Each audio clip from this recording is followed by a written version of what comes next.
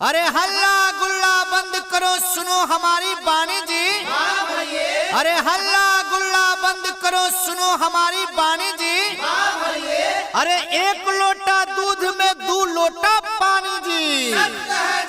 अरे आओ अब सुनाओ मिलावट की कहानी जी। अरे आओ अब मैं सुनाऊं मिलावट की कहानी जी। जनता को जहर खिलाकर तुम भी बन जाओ अंबानी जी। हर चीज डुप्लीकेट मिल रहा, चल रहा है खेल जी। अरे हर चीज डुप्लीकेट मिल रहा, चल रहा है खेल जी। केमिकल से बना हुआ खाओ कड़वा तेल जी। अरे दाल चावल में मिलाया जाता है पत्थर जी। अरे दाल चावल में मिलाया जाता है पत्थर जी। अब भैया पहले जैसा मिलता नहीं है शक्कर जी। अरे खाद वाला गेहूं खा के होता सब बीमार जी।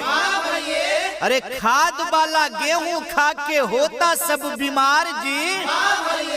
जहां भी देखो हर चीज में मिलावट है भरमार जी।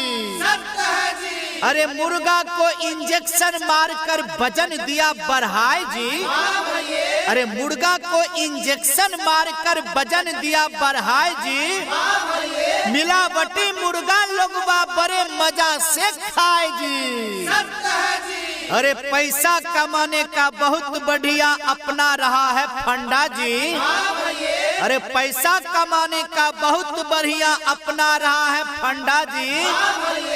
अरे सब लोगवा को थोड़े पता है डुप्लीकेट मिल रहा है अंडा जी। अरे नकली मावा नकली मिठाई रसगुल्ला भी नकली बनाया जी। अरे नकली मावा नकली मिठाई रसगुल्ला भी नकली बनाया जी। अरे पैसा कमाने के खातिर जनता को बुर्बक बनाया जी। कितनों को ए भैया ले लिया जान, सब लोग खाओ अब अच्छा सामान यार। सारा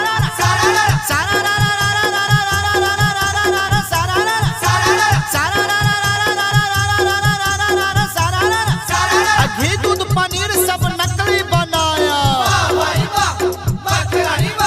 घी दूध पनीर सब नकली बनाया, खाके जहर सब जाने गवाया।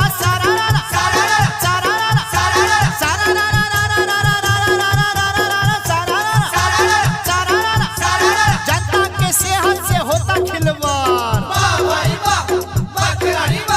जनता के सेहत से होता खिलवाड़। अगर बर सामान खा के हो गया बीमारी।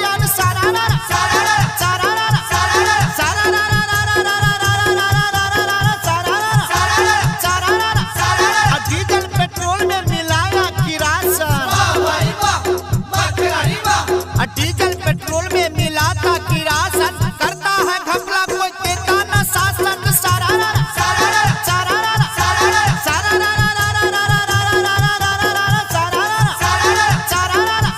मिलावट का रहता भैया गरम बाजार। मिलावट का रहता भैया गरम बाजार। देशवा के जनता सब बेबस लाचार यार।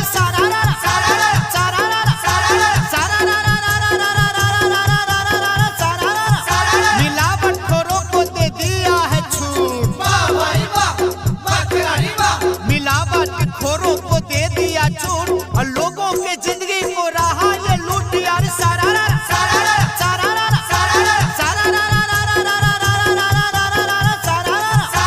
सुधीर सौड़िया बात सच्ची बताया।